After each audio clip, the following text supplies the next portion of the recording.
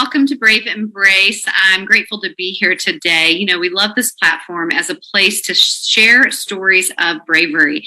And we have someone who has overcome incredible odds and has turned her life into a beautiful gift to the world. Her name is Jeneen Miller. Welcome. Thank you so much for having me, Kim. I so appreciate you, and your story is just incredible. I was listening to your story, and it's just absolutely heartbreaking and traumatic. And you are just a wonderful testimony. Kim was kidnapped. She was raped by 4 men, monsters, and she got away. She escaped. And now she's an activist, and she's helping other rape victims and learn how to survive and cope with the aftermath. And I so thank you for your platform. Well, that means the world coming from you, because I have been engrossed in your work lately. And friend, I just want to congratulate you and thank you for being the advocate that you are, the voice for so many who have either lost their voice or have not yet been able to find it. But your inspiration and your encouragement through your work to survivors is giving them that. Tell me a little bit about yourself and how you got into an advocacy role.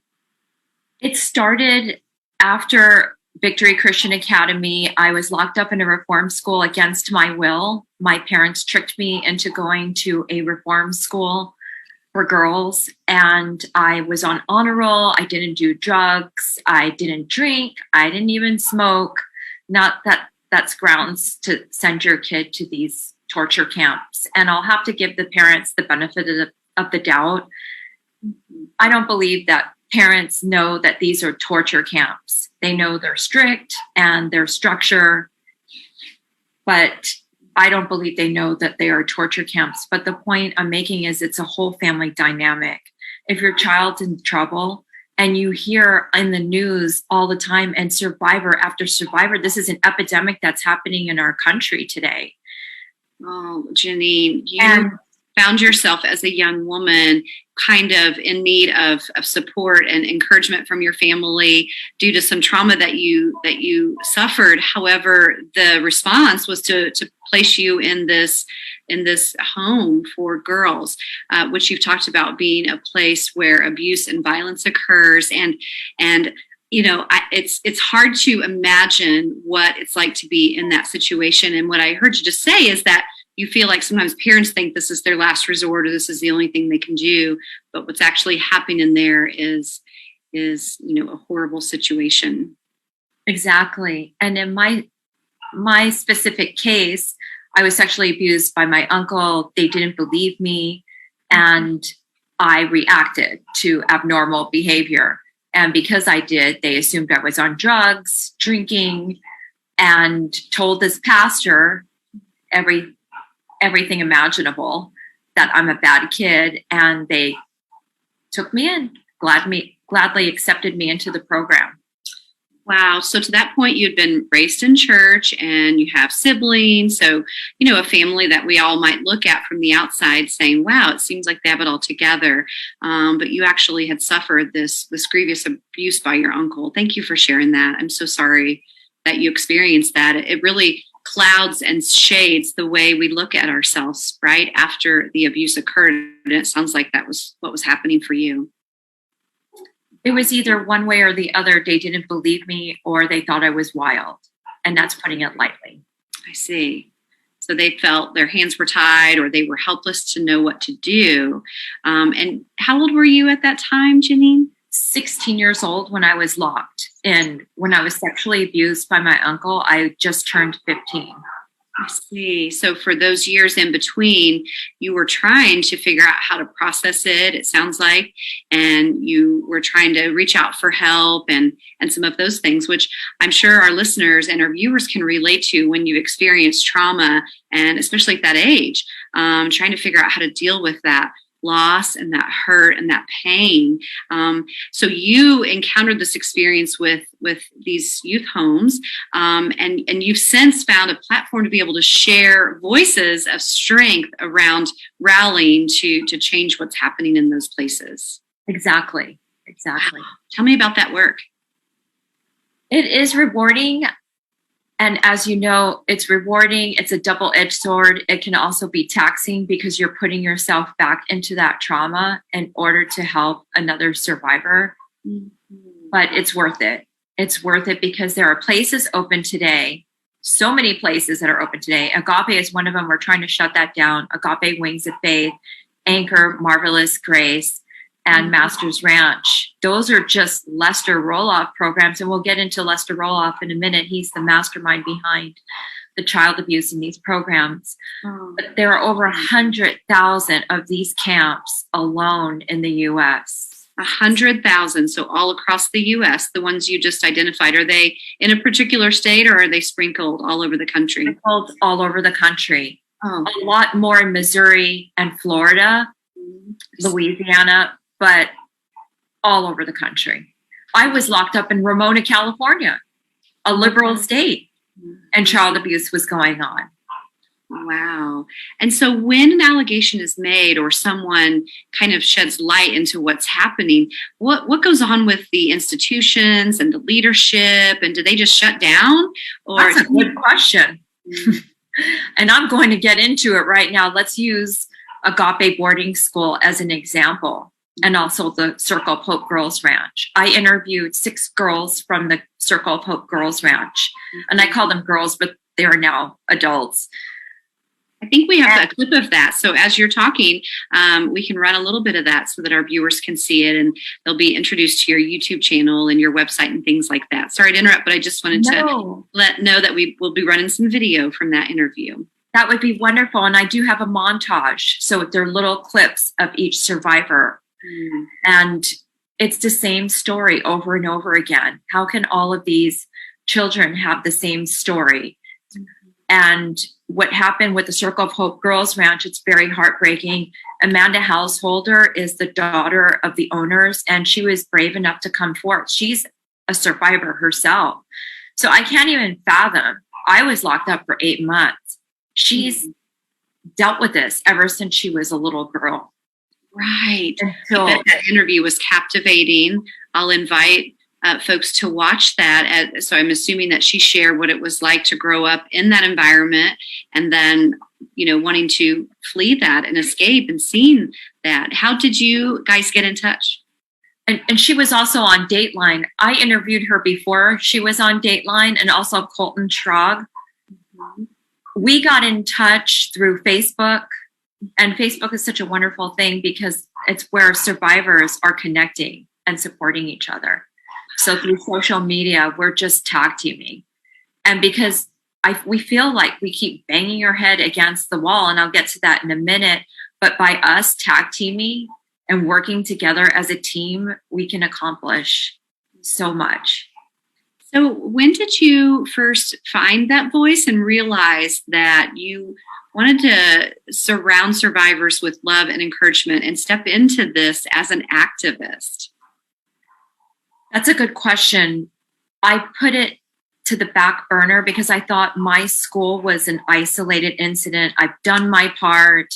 I got a hold of social services, politicians.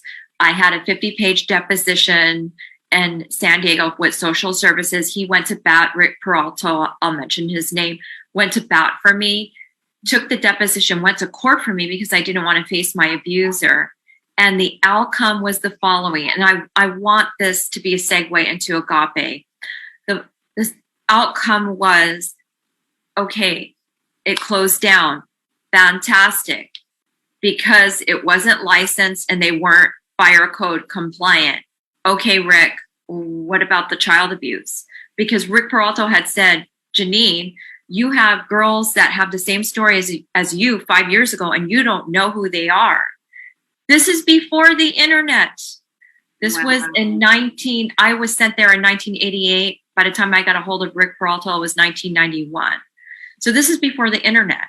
And they were matching. I thought for sure that Michael Palmer was going to get prosecuted for what he did to us. Was he the director in that home at the time? The preacher of the home. So the owner, the preacher that spiritually abused us too, by the way. Spiritually abused us, psychologically abused us and physically abused us. Mm-hmm. And the segue is this. Most of these places have allegations, but no one is prosecuted. Agape is one of them. There's been gang rape. It's in the newspaper. Gang rape. One boy, if you don't have a heart for troubled teens, we have an autistic boy that was raped. Mm-hmm. And no one seems to care, because if they did, the school would be closed down and people would be prosecuted. Dr. Smock has allegations of rape as well with the boys. And then also he had information. You're a doctor. Boys are coming in telling you they're being beat. You see the marks on their body, but because he's in cahoots with the owner, turned a blind eye. And he turned a blind eye because he was guilty of raping the boys. Oh my goodness, to have all this information, Jeneen, and to feel like no one is stepping into solutions must just feel paralyzing. Where do you find your strength each day to face these uphill battles? It's very disheartening to know that as a survivor, and I talked to a survivor last night, M. Adams, about this, we feel so guilty because we know what goes on in these places. We're telling the public about this. No one is closing these places down. And I feel that I have this information. I know what goes on. I have this passion about what goes on. I'm warning parents. And when the schools aren't being closed down, I know the kids are being abused. And it's so hurtful to us survivors, not just myself, but so many survivors that are doing the same thing. To see that it's continuing. So let's break this down a little bit, if you don't mind. So these centers or youth homes kind of fit into this, what you've termed, and I've seen it before, as the troubled teen industry, which is kind of is a sad name, because in my mind, I'm thinking most of these teens have suffered abuses and victimizations in their early life. And what is actually happening during these years is the symptoms, right, of them trying to process it and find healing. And if there's not support and resources, oftentimes they're sent away, right? And so you experience that. But now, what is happening at a national level to maybe break some of these chains and stop these abuses from continuing, or these centers from staying open and operating? I think a lot of it stems from the parents. And I hate to come down on the parents, but if we just look at this as a whole family dynamic, instead of isolating your child and sending them away, you're not going to get them back again. Mm-hmm. They'll either cut off all ties with you because it's too traumatic to have a relationship with parents that sent you away and you felt betrayed and abandoned, or the relationship is just not going to be the same anymore. I see. Thank you for sharing those deep, really emotions, the truth about what occurs in the aftermath of being in a place like this. So you've seen these centers across the country being reviewed, and there's several pieces of legislation that you're championing across the country, right? And how did you find, that gumption to kind of step into that piece of the solution? I wanted the oversight, and myself as well as other survivors, we want oversight, simple oversight. There is malnourishment going on in these camps, starvation, child endangerment, rape. The list goes on and on and on. There are stories that are so horrific. At the Circle Poke Girls Ranch, we were all doing hard labor. I'm not a survivor from the Circle Poke Girls Ranch, but a sister program called Victory Christian Academy. All of us are doing hard labor without pay. It's the same story over and over. And slavery, all of these things are going on behind closed doors. And we need oversight, whether they're religion, non-religious, whether they have a license, don't have a license. We're going after monsters that are abusing our children. And that's the bottom line.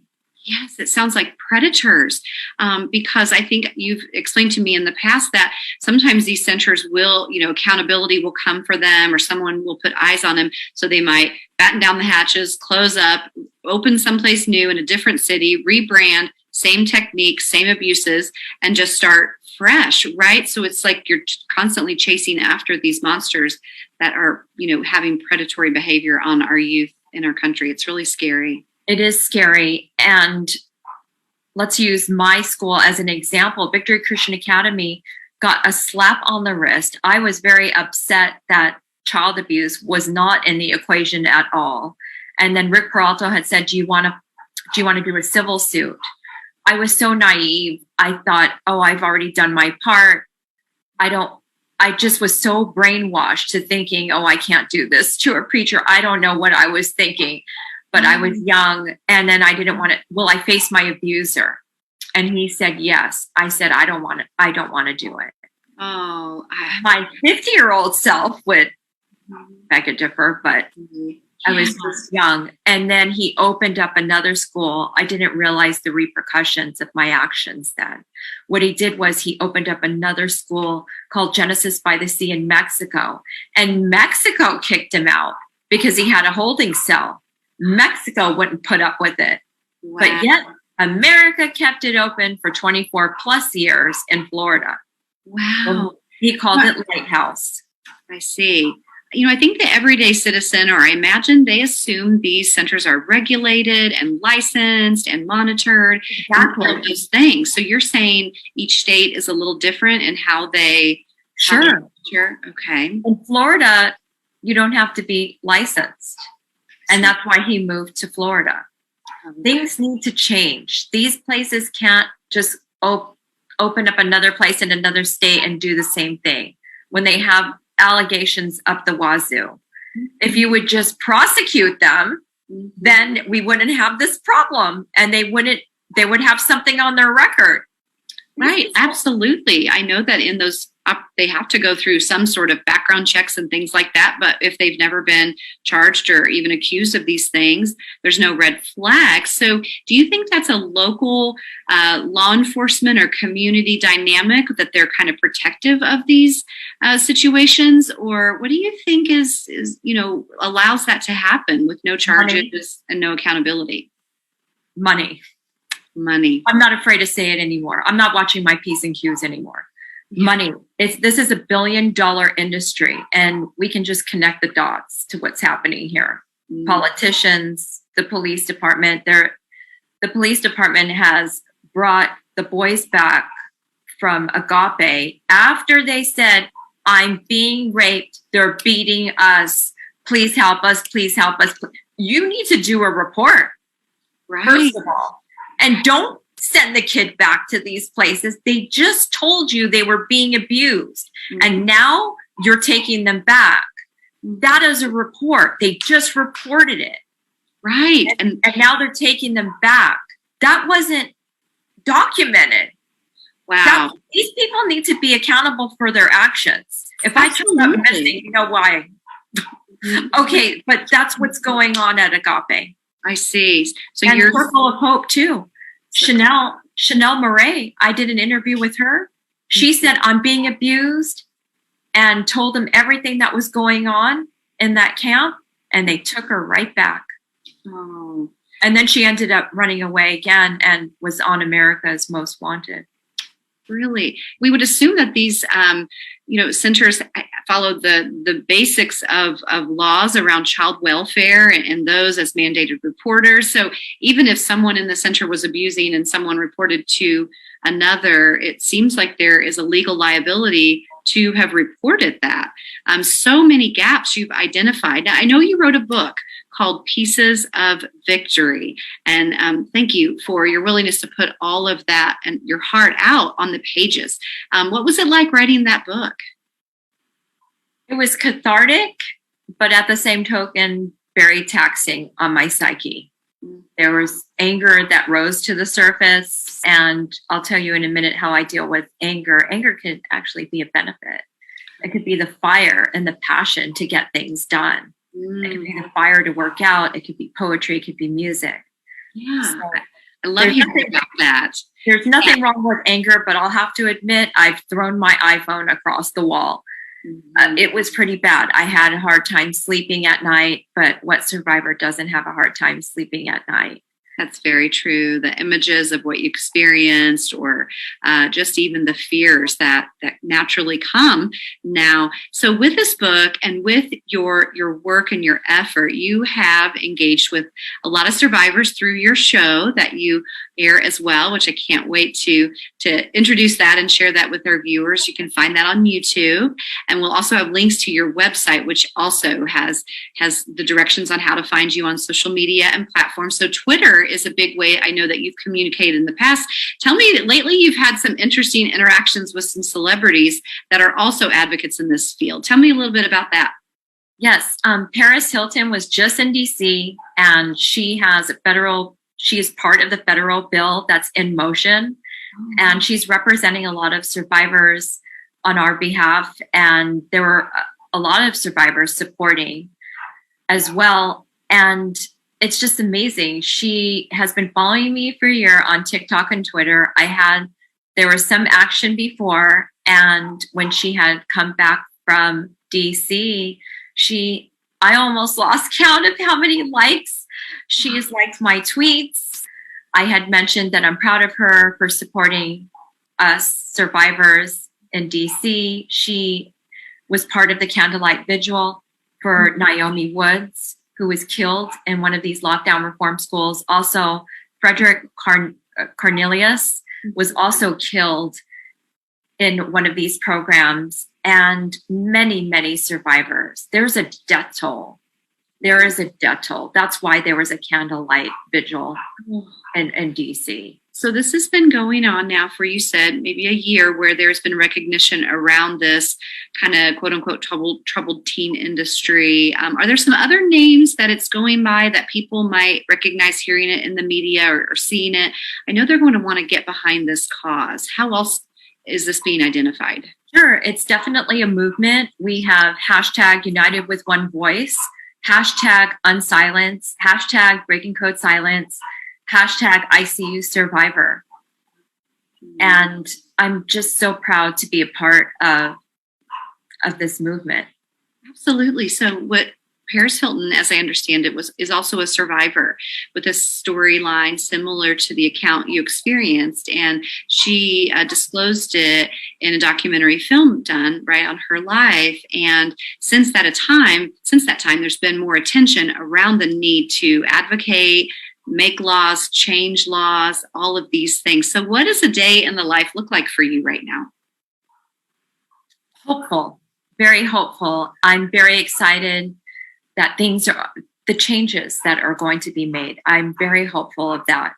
Yes, definitely. And I would like to talk about Provo Canyon for a second. So even though I'm hopeful, we need to address these issues. In the article that just came out with Paris Hilton in DC, it spoke about Paris Hilton's traumatic experience at Provo Canyon School. But then they had said, and now it's under new management. Don't you dare sweep that under the carpet, because this is what's going on. And this is one of her retweets and likes. I interviewed a survivor. Her name is Rachel Davey, and she gave her testimony under new management. And I had voiced that in a tweet, and Paris Hilton liked it and recognized it because she knows it's true. It doesn't matter about the new management. Don't use that as an excuse. They're still being abused. The place is open. And as much noise as Paris Hilton is making, why is that place still open today? I want America to really think about that. Why is that open? I think it's bigger than what we imagine. I think that you have brought light to this in a beautiful way of hope, but also in the recollection of what you just said, and that there is something deeper and bigger and darker woven in to these situations, it sounds like. So how can people come along beside you and support you and encourage you in this mission, and also, sign petitions or rally behind these efforts in their own home state? I believe that if we just make enough noise, and awareness is key, and talk to your local politicians about what's going on, we can all work together as a team. And if they don't know where to start or what to do, what I suggest is to get a hold of Jody Hobbs, sia-now.org. Again, it's sia-now.org. It's Survivors of Institutional Abuse Organization. And I would say start with that. I would like to go back to Provo Canyon here. Yes. And this is one of the tweets that Paris Hilton liked. And it is because I believe there's some truth behind this in my speculation. Mm-hmm. So I did this interview with Rachel Davey about a year ago, and she is over-medicated. They're over-medicating the children. And this is state regulated. So they're not hiding behind religion. Okay. Mm-hmm. They're not hiding, and they have a license. They're state regulated. Okay. They are over-medicating the kids. They're using medication as a punishment, and they're in that fog-like state. And one question I asked Rachel, I said, how do you know that they weren't getting you in that fog-like state for a reason? And she said, yes, it was control. And I said, no. I said, I have a bad feeling about this. I said, how do you know they weren't sexually abusing you? And she said, I don't know. I was knocked out. And I said, exactly. And Paris Hilton just came out. I don't know if you know this or not. She just came out with sexual abuse. Really? I did not hear that. Thank you for bringing that to my attention. So she's acknowledging, remembering some sexual abuse that occurred during her time at Provo Canyon. Wow. How many other survivors are out there that were in that fog-like state? Mm-hmm. Oh. It's awful. And the place is still open today. Mm-hmm. Right. That seems to be a theme of the different homes that you've discussed, is that many of them are still opening a very similar sister program. Are you hearing from lawmakers, like in the Provo Canyon example? Is there something being said about why it's not being closed? Why they're not looking, at these possible criminal charges? They're using the excuse of new management. Mm. And I just shed light on that. And then Paris Hilton liked that. So you could throw the new management out the door. Mm-hmm. Okay. Because I just interviewed a survivor last year regarding this situation. I wanted to talk about, Paris Hilton was there for the signing of SB 127. Mm-hmm. So there is a bill in place. There's action being taken. But even with that action, why is Provo Canyon still open today? Yes. If they are children. Yes, agreed. So as part of your advocacy work, you have worked with and consulted with law firms and looking at options for coming in and, making some changes. What are you facing in this fight today that you really didn't think you would, that you never saw coming? The things that I'm facing with this fight is bringing things to politicians' attention. I had an experience with a politician, and I just spoke about that on my show last night with M. Adams. And I brought the federal bill that we were trying to pass. This was a while ago. This was 2010, where they were trying to introduce the federal bill. And that started with George Miller. Then it was reintroduced with Adam Schiff. And I think it was 2013, 2014, I had a meeting with a politician. And he said, well, I have kids. Great. And he says, I'm definitely against child abuse. Fantastic. Are you going to be behind this federal bill? Absolutely not. He didn't say that because he was being diplomatic. But what he did say is, what did you do to get into this place? Does it really matter? And the outcome was he wasn't behind us with that federal bill.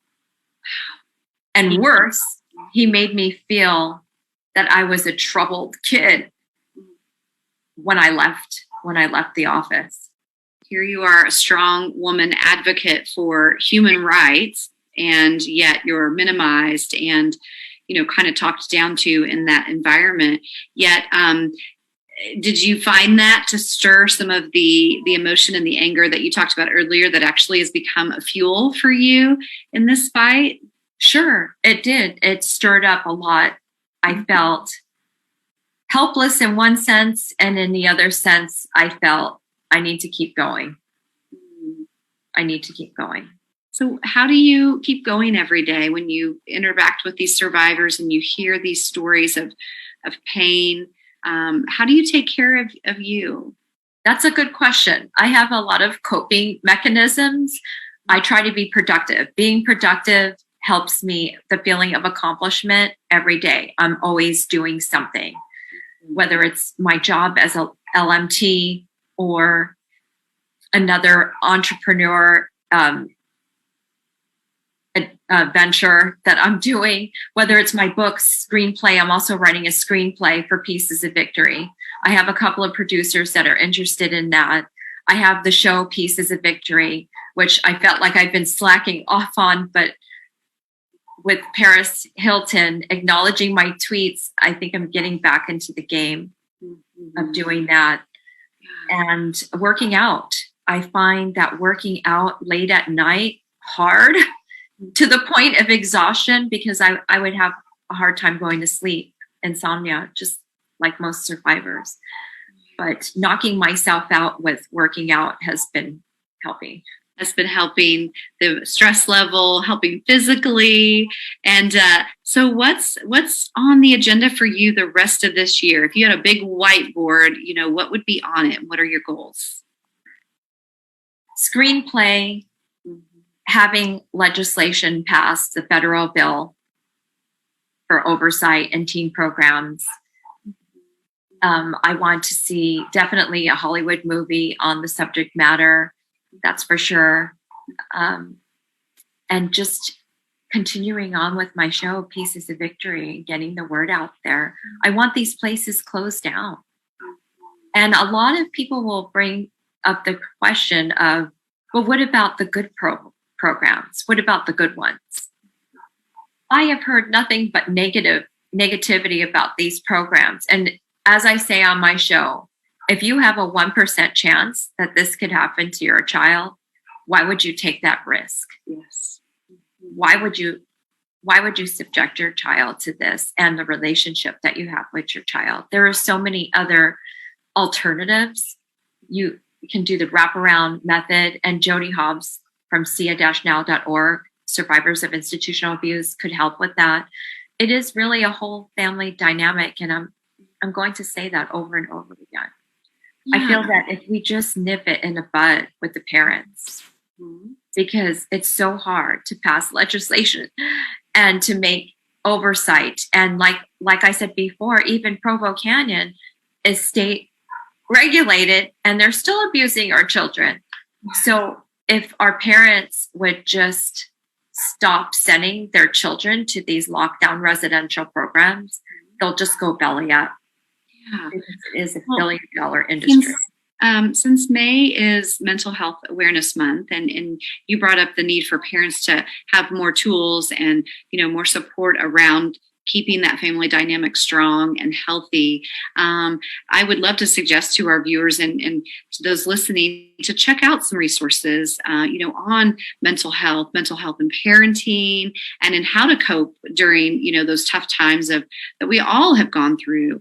Are there any resources that you know of or that you like to share that help families, feel encouraged and kind of make the dent the way you just described by helping the families for the root cause? Sure. Talking to other survivors. I'm going to mention James Swift with helpforteens.org. And again, I can't emphasize enough, sia-now.org. They are a platform that can help. Also, Miranda with the Troubled podcast. She can help as well with families. So there's a lot of pulling from their experiences. James Swift has helped at least 8 with his show on Netflix. And I would like to talk about Netflix. Yes, please. Season 2, Haunted. season 2 Haunted on Netflix. It's the third one down. It's called Cult of Torture. And I was on the show supporting James. It is his story about how he was locked down in a sister program to the one that I was locked in. See. And it was called New Bethany, Home for Girls, Home for Boys. I was also Jennifer Halter's rape advocate, and we'll get into that in just a second. Mm-hmm. So they were abusing the girls and the boys at this conversion therapy, and they were torturing the hell out of the boys.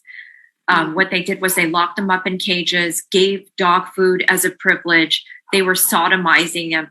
And this is the perfect breeding grounds for pedophiles. So this preacher was telling the congregation that homosexuality is an abomination to God. And if you have a homosexual child, you need to send him over to a conversion therapy, to one of my camps, and I'll pray the gay away. They're not praying the gay away. They're torturing the hell out of these children. They were giving James shock treatment. If I begin to tell you the details of other torturous things they did to him, it'll just make your skin crawl. Netflix did a great job of depicting what happens in these places. There were some things that were left out, such as sex trafficking that was going through there. So this preacher was setting up sex trafficking. He was getting money from the parents to send their child to this place. And then he was getting money from the sex trafficking. Football players, politicians were going through this. Now this picture is starting to come together. Jeneen, of why this place goes down. Do you know this monster was never prosecuted? He wasn't even indicted. Really? Oh, yeah. There's been outraged at reports on child abuse in this place.